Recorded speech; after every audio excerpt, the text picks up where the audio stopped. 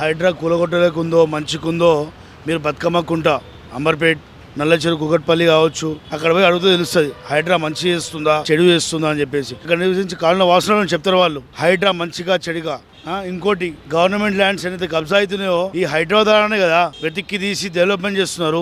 ముందు హైడ్రా టీమ్ అనేది ప్రతి ఒక్క ఇష్యూలో పనిచేస్తుంది. మీరు వాటర్ నిండితే కానివ్వండి, ఫైర్ యాక్సిడెంట్ కానివ్వండి, ప్రతి విషయంలో మనం రంగనాథ్ సార్కి చాలా థ్యాంక్ యూ చెప్పాలి. ఎందుకంటే ఇమీడియట్ ఫైర్ యాక్సిడెంట్ మొన్న స్పందించిన తీరు నేను చూశాను. నేను అక్కడనే ఉన్న నాంపల్లిలో హైడ్రా వాళ్ళు పనిచేశారు. ఈ హైడ్రా అనేది ఒక భూతం లెక్క చిత్రీకరిస్తున్న వాళ్ళు అసలు తెలివి ఉందో లేదో, హైడ్రా కోసం మంచి జరిగిన వాళ్ళని అడిగి తెలుస్తుందని చెప్పి మీ ద్వారా తెలియజేస్తున్నాను. హైడ్రా అనేది కాలనీస్లో పార్క్లే కానివ్వండి, గవర్నమెంట్ కబ్జా చేసిన ల్యాండ్లే కానివ్వండి, వెనక్కి తీసుకొని దానికి సరిపడే విధంగా వాటర్ పోవడానికి వచ్చే వర్షాకాలంలో హైడ్రా అనేది చాలా కీ రోల్ పోషిస్తుందని చెప్పేసి మాకు పూర్తి నమ్మకం ఉంది.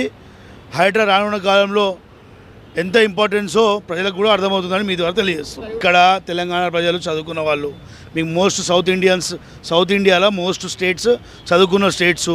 అక్కడ అంటే బుల్డర్ గిల్డర్ నడుస్తుంది. రోజు పొద్దున్న లేస్తే ఏదో విధంగా న్యూస్ ఉండాలని చెప్పేసి ఏదో విధంగా గవర్నమెంట్ని బదనాం చేయాల్సింది తప్ప ఆయన చేసింది ఏం లేదు.